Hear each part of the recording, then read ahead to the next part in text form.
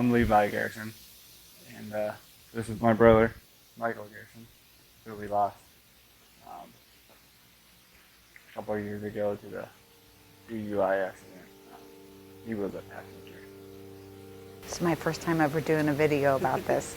Kind of nervous. My name is Tina Garrison. We always did vacations together, overseas. We did Sunday dinners every Sunday. He was just a great kid. Started his own business. Made more than me and his dad put together. So he had it great going on. I mean, he had the best of both worlds. He had a great girlfriend. I liked her. It's actually one that you wanted to keep. And he just made a wrong mistake one day and got in the car, went drinking with some friends, the friends I didn't like. And he made a mistake and got in the car with a drunk driver.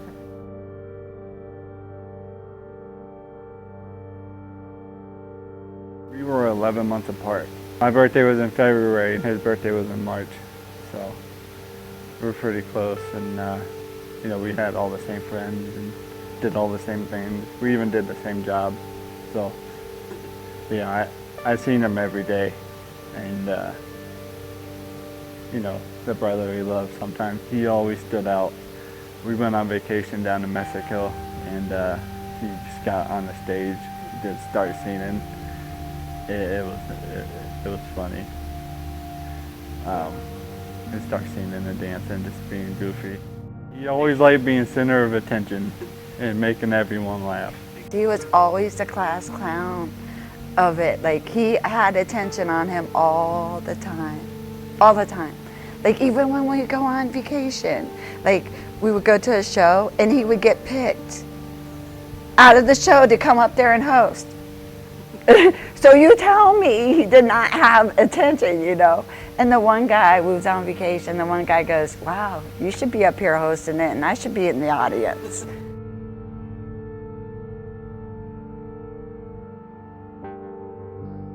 I saw him early that morning at work, and I did a job right beside the job he did, and I saw him and I was criticizing his work, just being a brother, you know. I'm better at my job than you are, type deal. And that was it. I mean, we talked on the phone before that, and we planned on meeting the next morning. They're going to hang out, and that was the last I heard of him. That knock at 3 o'clock on the door, I don't ever want to knock like that. That sucks. That 3 o'clock knock sucks. Because you think someone's breaking in your house and no, it's the cops telling you to hurry up, go to the hospital. But don't, be careful. But we need you to get there fast. That was our conversation with the police officer. And then that's when I knew it was bad. And then that night, it was like 2:30 in the morning. My mom had called me saying that he was in a serious car accident and was in critical condition. So we rushed down to Altman where he was, and as I'm getting off on the exit, we see cones blocked off at the test exit right under that bridge, and I saw a car there and I was praying that it wasn't him. And then we get to the hospital and they put us back in the guest room, which we kind of always had a thought because that's what that guest room's for, sadly. But and then when my mom got there, they told us that my brother had passed away. my son passed away, and he left my son there to die by himself. I don't know what kind of friends do that, because our friends are family. Our friends didn't do that. Our friends stood by your side while he was in that pain. But this guy decided to leave Michael by his side. That's what hurts the most, is he left my son there to die by himself. Still don't know why he got in the car when he did, because he's normally not the one that would get in a car with someone drunk or drive drunk or something. Yeah. So they got in the car and headed down 77. And one witness said they got past going like 100, and then he drove a little further and saw the car had wiped out. And from the police report, the car had slid sideways and met the guardrail on my brother's side, ripping the whole back of the car off. And then the driver had just got out and left him there and took off.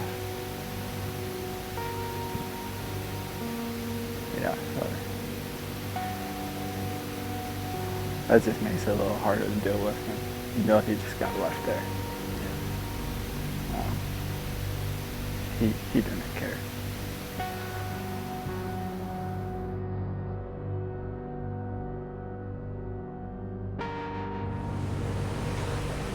My mom is the one who wrote this, and I read it for her because it was too tough for her to read, but definitely read it again. Hello, my name is Tina, and I'm Michael Garrison's mother. Michael was a 22-year-old who was full of life. You could always find him at any function, right in the center of attention, being goofy and making people laugh, with his quick wit and awesome personality. Family and friends meant everything to Michael, and he was always there to lend a helping hand. Michael never knew a stranger and could make friends with whoever and whenever. He was a very hard-working, responsible guy who always was looking for a good deal and different ways to make money. If someone needed something, he never hesitated to give them the help they need. He was selfless, loving, caring, and generous. I will call Michael almost every morning to tell him good morning and to remind him to wear his seatbelt. Michael was always responsible when it came to going out with his friends, making sure he didn't drive drunk or let others drive drunk. This is what made the events of that night even harder to understand. On October 7th, 2017, at approximately 3 a.m., we had a knock on our door, and the sheriff's department told me that Michael had been in a car accident, and they said he was in serious condition and that we needed to get to the hospital right away. That was a moment I lost a piece of my heart forever. We got to Altman Hospital where we were told that he was already pronounced dead. The driver walked away from the accident with no injuries. There are still so many unanswered questions that surround that night. From the report and things we've heard, we pieced together that the following scenario. The driver, Frank, and Michael left Jersey's in Belden. Frank was driving. They headed on 77 South to a friend's house. Frank was driving at 100 miles per hour when he lost control Just after the West Tusk exit, hitting a guardrail on the passenger side of the car, the impact of the crash caused the vehicle to break apart near the center of the vehicle, causing the rear seat and trunk to separate. Frank got out of the car, trying to leave the scene, leaving my son in the car by himself. He didn't try to help him. We will never know why Michael got into that car to start with, since it was so out of his character. The trial was very, very difficult to sit through. Seeing the person who took my son's life with no remorse shown and no answer given as to why he did not allow us to have some closure. The driver was only given 5 years, only because another case was added to make it that much. He was out on bond for that case when the accident happened that took my son's life. 5 years is not justice for taking someone's life. The decision has impacted more people than we can even imagine. He left behind both of his parents, his brother, 2 sisters, a girlfriend who he lived with, nephews, and countless more. Michael missed out on events like being the best man in my wedding,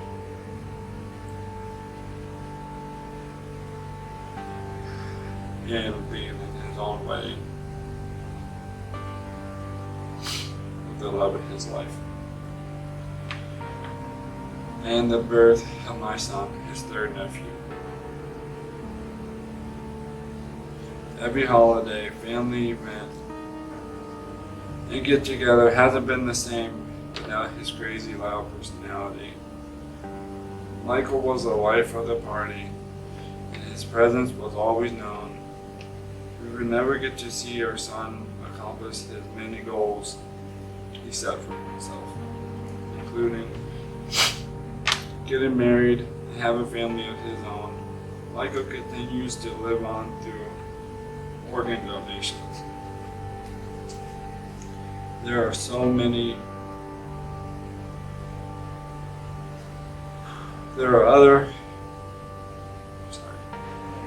many other choices available to make it home safely.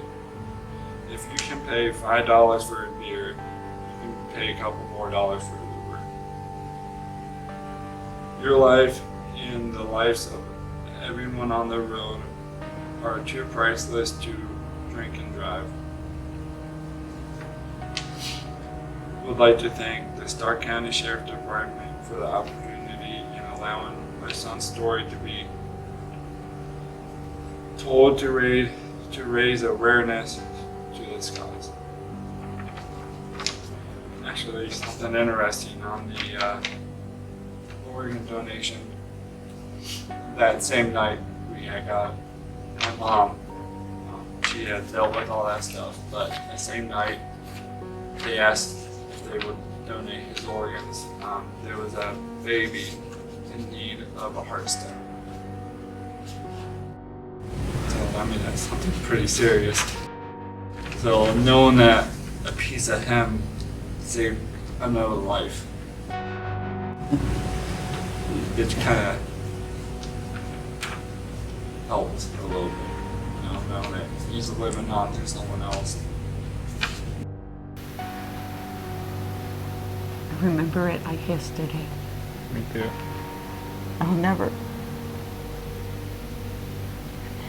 It never goes away.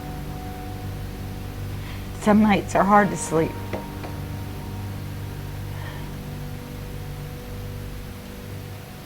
As being a mom, it's hard. I'm thankful for the time that he was here for it. I think about him a lot.